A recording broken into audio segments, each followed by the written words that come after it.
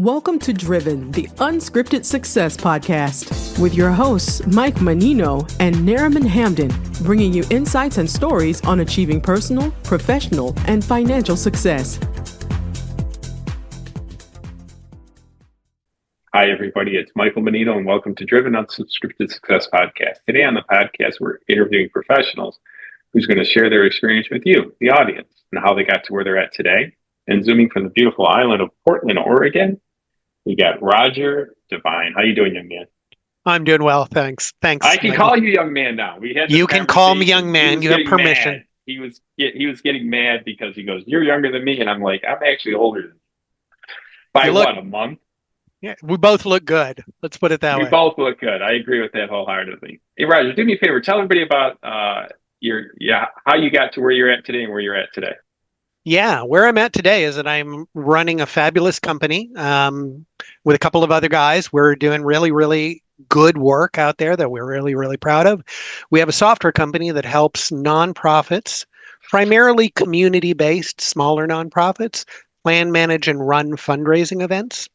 So if you've ever been to an auction at your kid's school, they might have been using our software to help plan, manage, and run that event there. Everything from selling you your tickets to getting you checked in to charging your credit card at the end, all of that kind of stuff. We started this about 20 years ago. Nice. Yeah, that's awesome. Congratulations. Do you ever hear,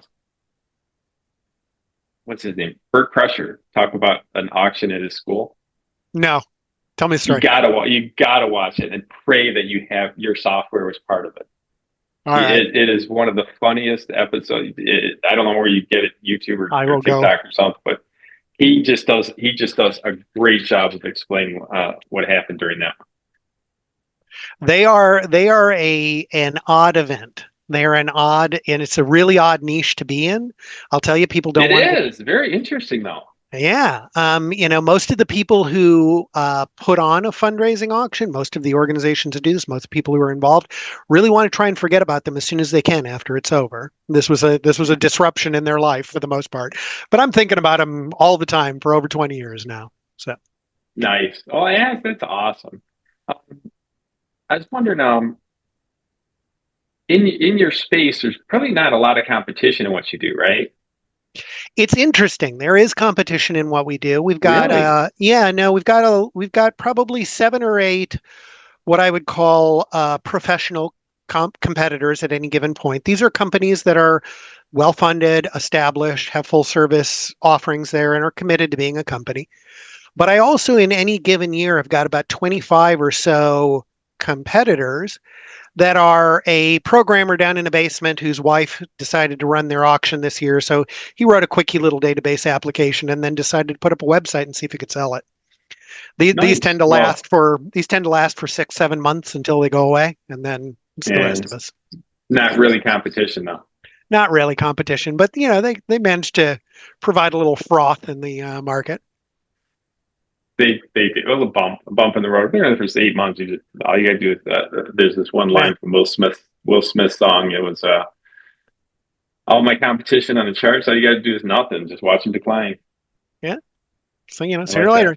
But we do have there are 7 or 8 companies out there that are also working in this business. It's a healthy competition. They tend to come from 2 different directions. Because in the world of auctions, about 10 years ago, a little more than 10 years ago, people started wanting to bid using their smartphones rather than writing bids down or sticking paddles in the air. And there was a whole group of companies that came up who said, yes, let's do that. Let's the thing that's broken with auctions is paper bid sheets. So let's replace that. And then there's the rest of us who came from the point of view that an event is a holistic thing. There's a lot of moving parts to it. They need to work together. So you have to do more than just mobile bidding. And gotcha. And so we tend to sell against people who are providing full service fundraising event platforms. And then we also tend to get some competition from people who want to piecemeal it or do just, try to MacGyver something together out of free tools they find on the internet. Gotcha. Hey, listen, everybody's had some bumps in the roads, and can you share a time that something happened that you took care of and it kind of came out for you, kind of worked out better than you anticipated? Yeah, I tell you a story from just a couple of years ago. We had been utilizing an embedded payments vendor, one of the early embedded payments companies that had been purchased by a major bank, one of the big ones and the big 12 ones. And everything was fine after that for about 4 or 5 years. And then the large bank that had purchased the embedded payments vendor decided to shut it down. They did give us Okay. they did give us a year's notice. That was good. We managed to turn around and find somebody else and get in there. But I was kind of shocked when the bank called us and told us this is what we're doing. We're going to shut this down. And we said, well, okay, what are you going to move us to? And they said, oh no, we don't want you anymore. Fly, be free. I was like, Wow, just you fire don't, you as a you client. don't, you don't want our hundreds of millions of dollars in revenue passing through your processing? And they said, nope, nope, go out. Find somebody new. And we found a delightful new partner. We're now working with Deluxe Payment Systems, and we've gotten, Deluxe. yeah, we've Deluxe is great, and they've been really responsive to us, and we've been able to implement new features in the payment stream as a result there. But I tell you, having a vendor call you up and fire you, not for cause, it's Right, kind of not a for cause. I shocking like thing to that. go through. Right, right. Sorry about that. Yeah, Yeah, that's a crazy one. I like that one. yeah. Um, Wondering, you lead some teams, I guess, right? You got a few people working with you. That's We always do. challenging. What is one of the leadership styles that gives you an example of how to help you through the tough times? What is those tips and tricks on that? I don't know that any of it's translatable. I don't know that anybody should Wow. listen to, I don't know that anybody should listen to what I did and do what I did, but I will tell you what I did and how it worked out Yeah, for us and why it proved to be the right strategy for us. gotcha. Um, we hire adults, um, meaning I'm hiring people who have a demonstrated track record of showing up to work and being able to handle things that are on their plate. I don't hire for skill sets. I don't hire for Okay, educational value. I just want you right, to be the kind of person that I can say, hey, can I wind you up and set you on this thing and you'll go do it? And they say right, yes. And as a result, I'm working with some people who I absolutely adore who may not be everybody else's cup of tea to work with, because they tend to gotcha. be extraordinarily focused on that particular thing that I want them to be focused on. And then I don't ask anything else of them. I don't ask them to be my best friend. I don't tell them that we're a family. We do things Right, together. We try to have fun together. right, But I treat my employees as if they are grown human beings who I can give a task to. Couple that with the fact that from day one, pretty much unbroken, we were a work from home company. We were work from home for the first 12 years we existed. And then we got an office for a couple of years. And then we decided to give it up because we didn't like it very much. And we have a group of people who take care of their jobs and get stuff done. And they understand the mission. And that works for us. Consequently, people on my staff tend to stay for a really long time. I tend to good. hang on to them. Well, I've done that too with a construction company and guys working with me for 20 years. And Sure. the leadership gift that I like to give people is if you want people to work with you for a long time, be honest with them. Pay them when you say you're going Absolutely. to pay them. You know, set expectation. And then even when it's time to, and this is hard too. This is when times when they screw up, and you got to tell them they screw up, and they appreciate it when you do it the Yeah. right way. When you do it the right way. And Yeah. more and as important, you make it clear that they are there to let you know when you screwed up. Oh yeah. They are there. Yeah. Yeah. They Yeah. are Yeah. there. Yes. I tell all of my employees, come at me, man. Bring it on. Yeah. Like, do not worry about offending my feelings. Tell me I'm an idiot. Tell me that I missed something. Tell me that I forgot something. You make me better when you do. And we try to leave that as a cardinal principle of our company. Another one of the principles, though, is that from day one, we have walked the walk about being committed to work-life balance. We did not Yes. grow our company as fast as we could have. As a result, we did not make as much money as we could have by running people into the ground. We don't do it. We're not going to do that. And if you've It's a got, it's a it's a trade-off between keeping good people or, excelling your company too fast. well, I figure that if I'm squeezing too much juice too quickly out of the people, they're going to dry up. It's going to be, I'm Agreed. going to be using Yeah, up an that's true. asset and That's then true. throwing it away. I would much rather Right. have that asset perform over many, many years for me. I So, have a friend of mine. I have a friend of mine that does a wholesaling company, and he said when he was taking off, the ship was falling apart in midair because everybody was quitting. He didn't understand how to manage people and how to take care of people, and that was his worst nightmare because he just was focused on the opposite of you, the yeah. opposite of you. So awesome, that's fantastic. When thinking back, there's some moments that you had that really changed the game for you in your career. Mind sharing that with us? My career has been a really long string of mentorships and moments and inflection points. I started out in book publishing um, as an editor at Penguin Books, believe it or not, and now I'm here in So, software. Made my way through a bunch of different media jobs there. Probably the moment that made the biggest impression on me. If he's listening out here, he'll know who he is. A former boss of mine who had empowered me. I was a manager working underneath him. I had started looking into some things at this company, which will remain nameless. And I found some things that looked a little bad, that looked like, we were not performing as well as we thought we were. And gotcha. I was finding some systemic reasons why this could go. Produced a report on this, and my boss encouraged it, and he took it up to the guy who owned the company, who looked at it and said, I don't want to know this. I don't want you to know this. And I want the person who wrote this to be fired immediately. And my manager in that moment stood up to the guy who owned the company, who was a very powerful guy, and he said, if you fire him right now, we're going to have a firestorm on our hands.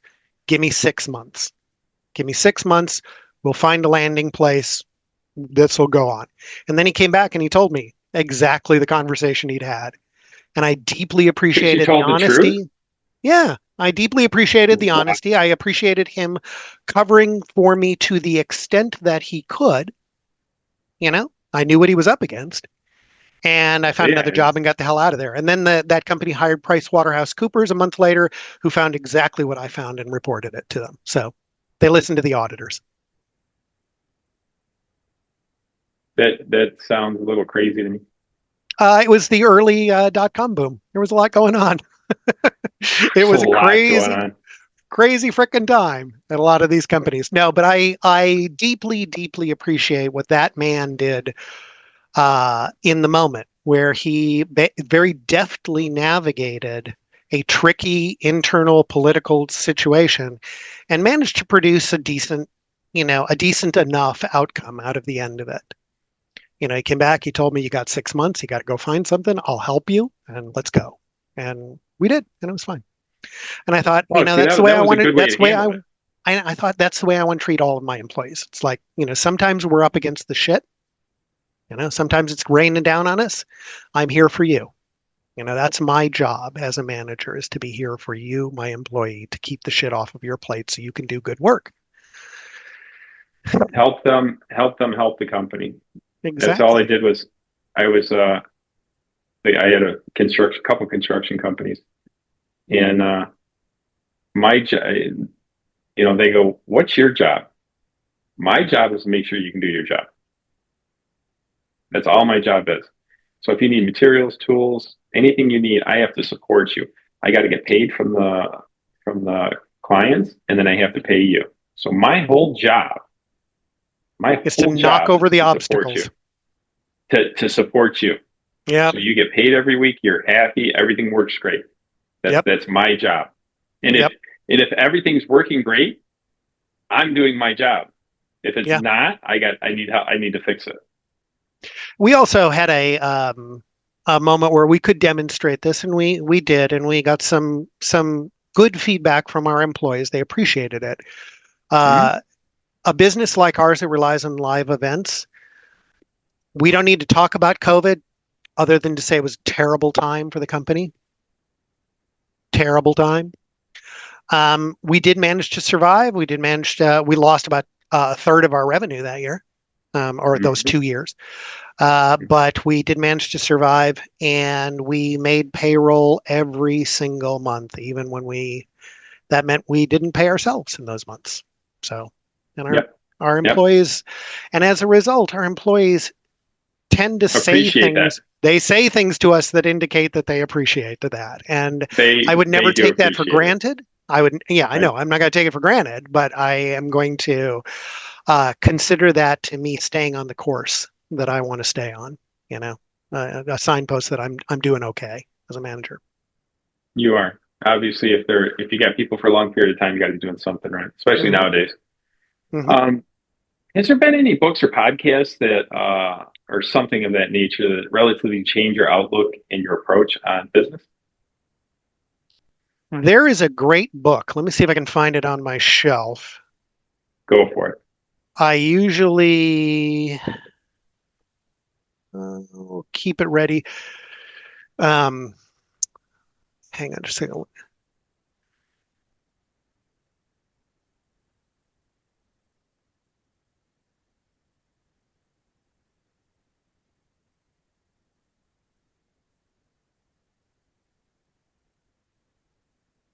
Um, a book by John Bogle called Enough. Mhm. This is a fantastic book that is designed to basically knock you on your butt a little bit and say, hey, everything you're doing needs to have a purpose. You need to have your goal needs to have meaning to it. And if your goals don't have Mhm. meaning to them, they're not good goals. And when you reach goals and you are doing well and you are comfortable, understand the concept of enough. We put enough into work in our pricing model in that I'm selling to charities and nonprofits. I'm selling to PTAs and booster clubs who do Mhm. not have a buyer. There's no software buyer at a PTA. So if I'm going to sell to a PTA, Mhm. I can run circles around them. I'm a professional salesperson. I can get them to do what I need them to do and get them to pay me whatever I want them to pay me. However, That's that's taking advantage of my market. correct. Taking advantage of And your customers. that's taking advantage of my customers. And I want to have a long-term relationship with my customer. I have a customer that I've had for 19 out of the 20 years we've been in business, you know? Yeah. And that's because I think in part it all works within their budget. We're not doing anything crazy. We're not asking them to do anything crazy. Right. We are giving them fantastic tools and we're charging enough for it. I get to pay my programmers, I get to pay my staff, I get to make a little bit of money, and that's great. So I don't need Enough. to That's a screw great them one. any further than that. I like that one. That's a real nice one. Yeah. Um, you got any nuggets of advice you want to follow, and if you want to follow, who want to follow in your footsteps, and what would it be? Wow. The world is changing all the time, so I don't know that the way that I did things is the way that I would ever recommend anybody else do things. It worked for me, but you got to pay attention to the world around you and figure that out. I will tell you that one of the things that I'm having a hard time adapting to in my own life and career is the Mhm. emergence of AI. Um, Mhm. I'm a book guy, I'm a writer. I like to write my own words. I don't like to have Mhm. anybody else write my words for me. And yet, that's a terrible attitude to have in 2025. That just marks me as, the second oldest guy on this podcast. But the That's a good one. I like that. thing, Roger, but that's good. Come on, yeah, that's good. I don't care who you are. Yeah. The second one. What I would say to people who are out there today is that working for yourself is never a bad idea. Yep. Because you have a hell of a lot more control over the situation than you do if you were working for a company of 5,000, or 25,000 or 500,000. Mm-hmm. Understand the concept of enough. Understand what it is you need to get to and why. And furthermore, understand when you can stop. Understand when you can not stop in terms of working or stop in terms of hustling or trying to get things done, but stop in terms of I'm asking enough, I am providing enough out there. Let's now execute. Let's get out there and let's just do it over and over and execute and really polish this and make it go, and stop trying to necessarily rule the world. I don't want to rule the world. I don't want to be a unicorn. I don't want to go crazy. I don't want to be that. Gotcha. I don't want to be that guy. So I don't know that my advice is good for anybody else in the world, but this is what's kept me sane and happy, and maybe somebody else it'll resonate with somebody else. There you go. You'd be surprised how much you help out other people just by sharing your experiences. Sounds like things have been going pretty well for you. You've been doing it for a long period of time. Yeah. And is wondering if you've ever financially created passive income. You ever done anything like that? How did you do it? We built passive income into the business, actually. There is when we started out our business, we started out with a rather crazy differentiator, which was that we told our customers, the charities that work with us, that they could use any credit card processor they wanted to use, and we would not participate at all in what their rates would be or participate in the stream. This was something that none of the other competitors did.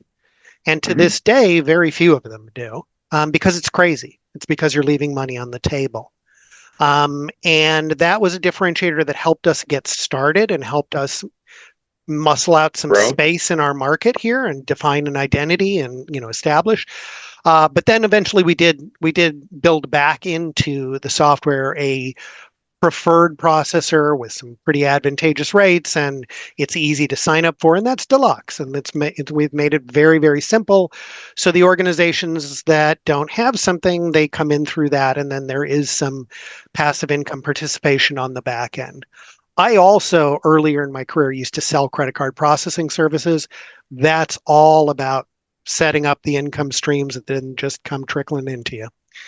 I find it to be fulfilling in terms of you can ramp up your machine and you can get it going, and you've got your dashboard and your numbers are coming in and you see the streams coming in and all of that. What I found to be I don't know if this is a downside, but just a quirk, maybe it's just a quirk of that particular lifestyle, is that I got bored. When I got to the point where the revenue streams were tuned and coming in, I didn't really care about that particular business anymore when that was my sole income stream, or those clients anymore. I mean, I wanted to keep them going, but that business, once I got to the point where I was making, the living I wanted to make there, it's like, let's try and do something other than credit card processing. Maybe that would be fun. Maybe that would be entertaining. Maybe I would feel better about myself at that point.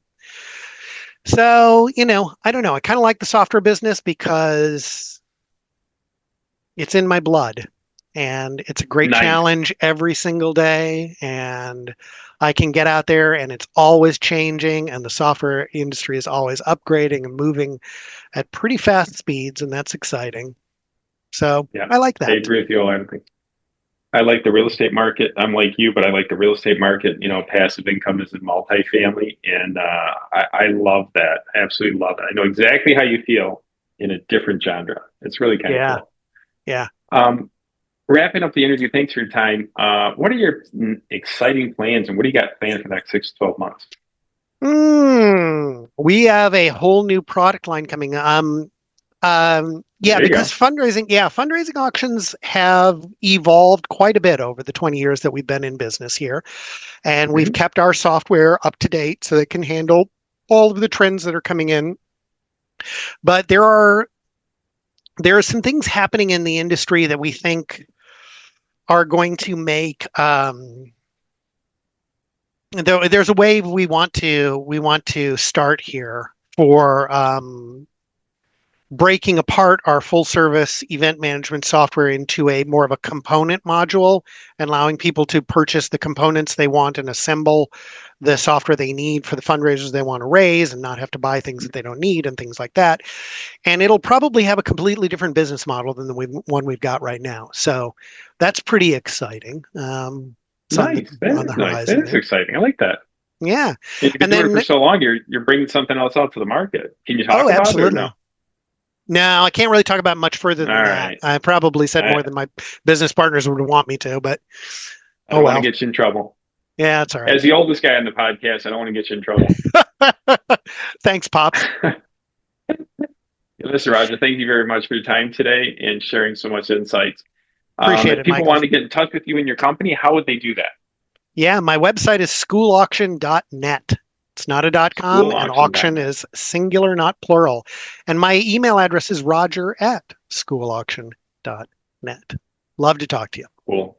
All right, beautiful. So if anybody needs it, I didn't even know there was a software out like that. Sure. I helped start 2 nonprofits, and that would probably help out, especially at some of the events. Indeed. Well, now I can talk to them and tell them. Fantastic. Hey, Roger, thank you very much for your time. Appreciate you, and keep killing it out there. Thanks, Michael. Anybody would like to talk to Roger, please hit him up. Thank you, guys. All right. Bye. Thank you. Thanks for listening to Driven, the Unscripted Success Podcast. Want to share your story? Apply to be a guest at drivensuccesspodcast.com/guest.